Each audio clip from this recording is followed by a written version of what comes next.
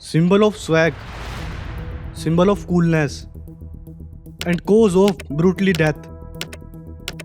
Smoke, hookah, cigarette. Smoking causes all cancer.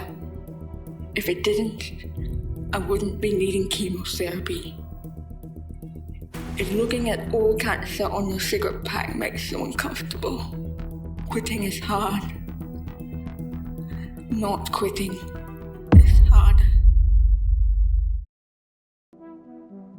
Doctor Saurabh Sharma Lucknow के रहने वाले एक डेंटल सर्जन कॉलेज टाइम से ही दोस्तों के साथ मजाक मजाक में गुटखा और पान मसाला खाने की आदत बना लेते हैं। साल 2020 में उनके मुंह में लगातार छाले बन रहे थे और उनमें दर्द स्टार्ट होने लगता है। जब उनकी फैमिली डॉक्टर से कंसल्ट करती है तो ओरल कैंसर की स्टेज 3 निकलती है। सर्जरी, रेडिएशन जैसे इलाजों में फैमिली ने लाखों रुपए खर्च किए, लेकिन कैंसर स्प्रेड हो चुका था और डॉक्टर से कंसल्ट के ठीक 1 साल बाद 2021 में डॉक्टर सौरभ शर्मा की डेथ हो जाती है। Sometimes you can hear lung cancer in smokers before you see it. There's a whistling noise. It's the air racing around the lung cancer that's almost completely blocking an airway.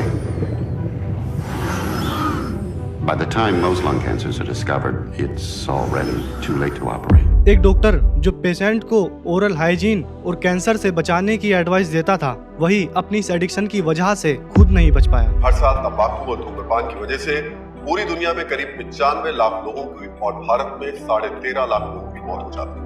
आज के time पे इस जहर को इतना आम बना दिया गया है कि जो 4 दोस्तों में 7 वाला नशा ना करे उसको बेवकूफ नासमझ समझा जाता है। शादी पार्टी हर जगह कंपनी ने अपनी स्ट्रेटेजीज लगाकर इस जहर को लोगों के इमोशंस से कनेक्ट करके, लोगों के इमोशंस का यूज करके कंपनीज बिलियंस ऑफ रुपीज अपनी अपनी पॉकेट्स में डाल रही हैं। और जब मैं रिसर्च कर रहा था तो मैं हैरान रह गया कि सेकंड हैंड स्मोक यानी किसी ने सिगरेट पिया और उसका धुआं जो हवा में स्प्रेड होकर लोगों के अंदर जाता है, उसकी वजह से हर साल अप्रोक्स 10 लाख डेथ होती हैं। 10 लाख मौतें ऐसे हो रही हैं जिनका कोई कसूर नहीं है। जो तंबाकू सीधे नहीं खा रहे हैं वो सेकंड हैंड स्मोक से हो रही है। जैसे घर में कोई बड़े पी रहे हैं, उसकी जद में महिलाएं और बच्चे आ रहे हैं, ऐसी 10 लाख मौत। इसके बावजूद भी India is the second largest consumer and producer of तंबाकू। और मजे की बात यह है कि आज की जनरेशन इसको मजाक, कूल दिखने और स्टेटस बढ़ाने के लिए यूज करती है। और 2000 से ज्यादा बच्चे अपनी 18 साल से कम एज में ही पहली बार सिगरेट पीते हैं और उनमें से 400 बच्चे इस नशे के एडिक्टेड हो जाते हैं। तो अब सवाल उठते हैं, कैसे बड़ी बड़ी कंपनीज इस जहर को कलरफुल पैकेट्स में अट्रैक्टिव बनाती हैं? कैसे सेलिब्रिटीज चंद पैसों के लिए इस जहर को प्रमोट करते हैं,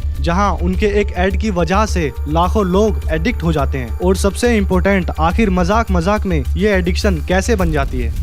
चीजें उतनी सिंपल नहीं होती हैं जितना हमें लगता है। तो आइए आज की इस डॉक्यूमेंट्री में इस फैलते हुए जहर के बारे में जानने की कोशिश करते हैं। There is an industry that spends over $1 million an hour on advertising, and they're constantly looking for younger and newer consumers. चाहे शराब है, चाहे अन्य मादक पदार्थ, सबसे ज्यादा नुकसान अगर किसी से हो रहा है तो तंबाकू के सेवन से हो रहा है। 70 लाख से ज्यादा मौतें तंबाकू की वजह से हो रही हैं।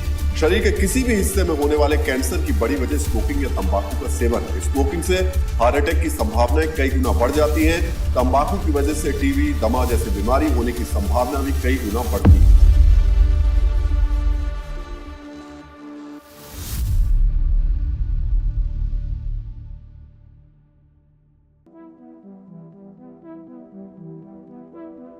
फोर्टीन्थ सेंचुरी के आखिरी दौर में यूरोप समुद्री रास्ते तलाश कर रहा था। उस वक्त स्पेन और पोर्चुगल दोनों ही सुपर पावर्स थे और उनके बीच नए देश ढूंढना और माल ढूंढना एक रेस बन चुकी थी। साल 1492 एडी में एक एक्सप्लोरर क्रिस्टोफर कोलंबस स्पेन की तरफ से एशिया तक का एक डायरेक्ट ओशियन रूट ढूंढने के लिए रवाना होते हैं, लेकिन वो एशिया के बजाय द न्यू वर्ल्ड, जिसे आज हम अमेरिकाज के नाम से जानते हैं, वो वहाँ पहुँच जाते हैं। वहाँ कोलंबस ने देखा कि वहाँ के लोकल ट्राइब्स सूखे हुए पत्ते को जलाकर पाइप में भर के धुएं को अंदर खींचकर और फिर बाहर की तरफ छोड़ रहे थे। कोलंबस इस एक्सपीरियंस को अपने माइंड में कैप्चर करके स्पेन ले जाते हैं और फिर स्पेनिश और पोर्चुगीज ट्रेडर्स ने इस नई चीज को यूरोप में इंट्रोड्यूस किया और यहाँ से तंबाकू का धीरे धीरे धीरे क्रेज बनने लगा। राजा महाराजाओं और आम लोगों में तंबाकू पॉपुलर होने लगा था। फिर पोर्चुगीज ट्रेडर्स गोवा के थ्रू इंडिया आते हैं और फर्स्ट टाइम इंडिया में तंबाकू के एक्सपीरियंस को इंट्रोड्यूस करते हैं। शुरू में ये सिर्फ नवाब्स और मुगल्स दरबार का शौक का हिस्सा रहा और फिर 1604 एडी में मुगल एम्परर अकबर के रीजन में फैल चुका था, जो कि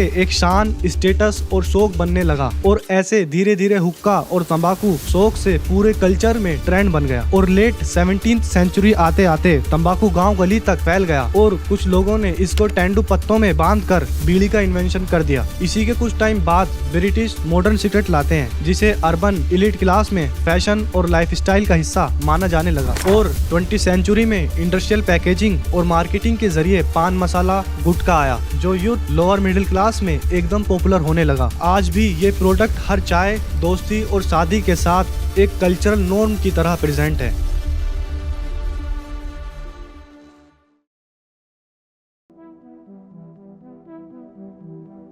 अब कंपनीज ने इस बढ़ते ट्रेंड को देखते हुए अपनी स्ट्रेटजीज लगानी स्टार्ट कर दी कि कैसे इसको बिल्कुल आम बनाया जाए। 45 million Americans smoke and cigarette companies spend about $12 billion a year on advertising and promotion. और एडवर्टाइजमेंट्स और प्रोडक्ट प्लेसमेंट के जरिए शादी, दोस्ती, हर मोमेंट में तंबाकू का यूज नॉर्मल बनाया जाता है। तंबाकू को आम आदमी की लाइफस्टाइल में इंटीग्रेट करने की यही स्ट्रेटजी थी, ताकि लोग इसे हेल्थ रिस्क के साथ भी एक नॉर्मल हैबिट समझने लगे। एडवर्टाइजमेंट में हर प्रोडक्ट के साथ एक स्टोरी अटैच की जाती है। हर पैकेट्स में लाइफस्टाइल प्रोमिस किए जाते हैं, जिसकी इनडायरेक्टली इंटेंशन आपके माइंड में कूल, कॉन्फिडेंट और स्टाइलिश दिखना होता है। और जब कबीर सिंह एनिमल, रॉकस्टार जैसी मूवी में हीरो सिगरेट या अल्कोहल का यूज करते हैं, तो उसका इम्पैक्ट ऑडियंस पर काफी स्ट्रॉन्ग पड़ता है। पान बार के एड में टाइगर श्रॉफ, महेश बाबू, राशि इलायची के लिए सलमान खान, सिग्नेचर इलायची में ऋतिक रोशन, चैनी खैनी में मलाइका अरोरा, संजय दत्त, अनुष्का शर्मा, जो यूथ हीरोज को एक अल्फा पावरफुल सिंबल के रूप में देखते हैं और रिजल्ट में लोग अनकॉन्शियसली उस एक्ट को इमिटेट करने लगते हैं। मतलब मार्केटिंग स्ट्रेटजीज देखो, टेंशन दिखानी है तो स्मोक, स्वैग दिखाना है तो स्मोक। इस तरह स्मोकिंग को इमोशंस के साथ लिंक कर दिया गया है। वैसे तो इंडिया में 1995 में तंबाकू एडवर्टाइजिंग पर बैन लगा दिया था, लेकिन तंबाकू कंपनीज ने सीधा सिगरेट या गुटखा दिखाना बंद करके उसकी जगह सरोगेट एड्स शुरू कर दिए। मतलब पान मसाला, इलायची या सोडा के नाम पर अपनी ब्रांड्स को प्रमोट करते आए हैं। बैन होने के बावजूद भी एडवर्टाइजिंग एक नए डिस्गाइज में चलती आई है। WHO और Indian council of medical research के डेटा के हिसाब से इंडिया में हर साल लगभग 1.35 मिलियन लोग तंबाकू रिलेटेड डिसीज से मर जाते हैं। अगर इसको हर दिन के हिसाब से देखा जाए तो अप्रोक्स 3700 डेथ डेली होती हैं। A new study by the Center for Global Health Research shows India loses 104 people every hour to smoking. And the numbers are rising. यानी हर दिन एक छोटे गांव की पूरी पॉपुलेशन तंबाकू की वजह से वाइप आउट हो जाती है। इमेजिन करो, अगर आज ये न्यूज चैनल्स पर हेडलाइंस चले कि एक गांव खत्म हो गया तो पूरा देश हिल जाएगा। लेकिन जब यही डेथ तंबाकू के नाम पे होती है तो वो चुपचाप इग्नोर कर दी जाती है। 1999 कारगिल वॉर में अप्रोक्स 500 इंडियन सोल्जर शहीद हुए थे और तंबाकू सिर्फ आधे दिन में उतने लोग खत्म कर देता है। 2004 इंडियन ओशियन सुनामी में इंडिया में 10,000 से ज्यादा लोग मरे थे। तंबाकू सिर्फ 3 से 4 दिन में उतने लोग मार देता है। NDTV के इस आर्टिकल को देखिए। इंडिया में रोड एक्सीडेंट से हर रोज 400 से ज्यादा डेथ होती हैं। तंबाकू एक्सीडेंट से 3 गुना ज्यादा डेली खत्म कर देता है।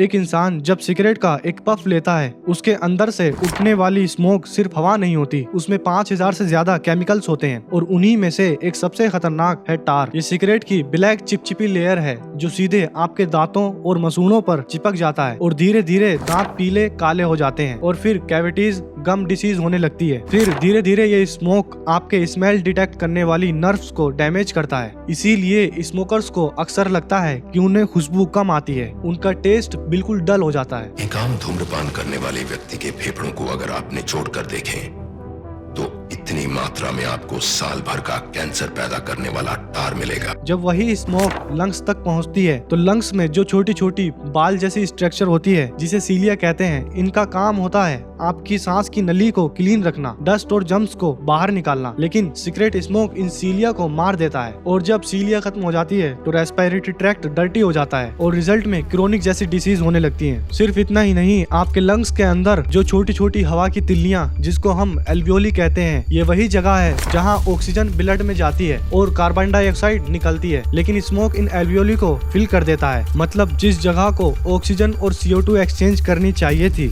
वही ब्लॉक हो जाती है और रिजल्ट में बॉडी को ऑक्सीजन कम मिलती है, जिसकी वजह से शॉर्टनेस ऑफ ब्रीथ, थकान, ऑर्गन्स पे स्ट्रेस होता है। इसके बाद एक और केमिकल होता है कार्बन मोनोऑक्साइड। ये एक पॉइजनस गैस है जो सिगरेट के स्मोक में होती है। ये आपके ब्लड में घुस कर ऑक्सीजन की जगह ले लेती है। ब्लड का जो red haemoglobin molecules normally oxygen लेकर ऑर्गन्स तक जाता है, उस पर कार्बन मोनोऑक्साइड चिपक जाता है, मतलब ब्लड ऑक्सीजन लेकर चल ही नहीं पाता। और यही वजह है कि स्मोकर्स को अक्सर सांस फूलने लगती है, चेस्ट टाइटनेस होती है और बॉडी ऑर्गन्स स्लोली डैमेज होते हैं। अब यहाँ सवाल ये आता है कि जब ये हमारी बॉडी के लिए इतना हार्मफुल होता है तो एक इंसान को इसकी एडिक्शन कैसे हो जाती है।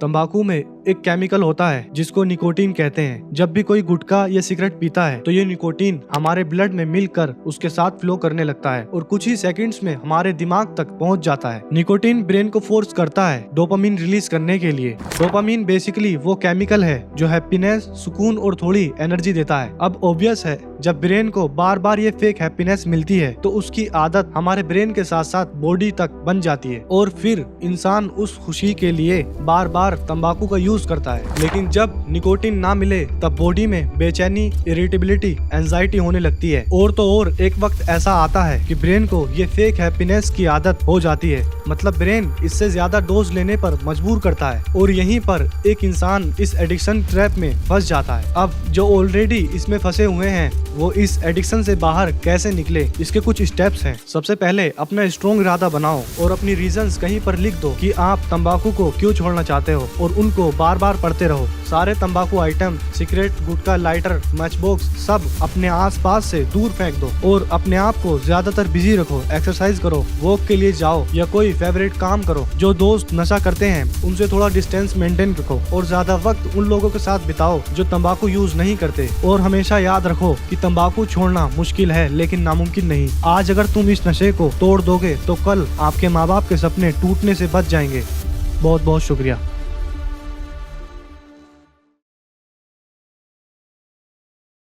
बहुत बहुत शुक्रिया कि आप लोगों ने इस डॉक्यूमेंट्री को इतने पेशेंस के साथ एंड तक देखा। अब आप लोगों से मेरी एक छोटी सी रिक्वेस्ट है कि जहां जहां इस डॉक्यूमेंट्री में मैंने गलती की है उसको कमेंट बॉक्स में बताइए और मुझे आप लोगों के सपोर्ट की ज़रूरत है तो आप उसके लिए सब्सक्राइब बटन दबा सकते हो और अगर ये डॉक्यूमेंट्री आपको पसंद आई है तो इसको लाइक कर सकते हो।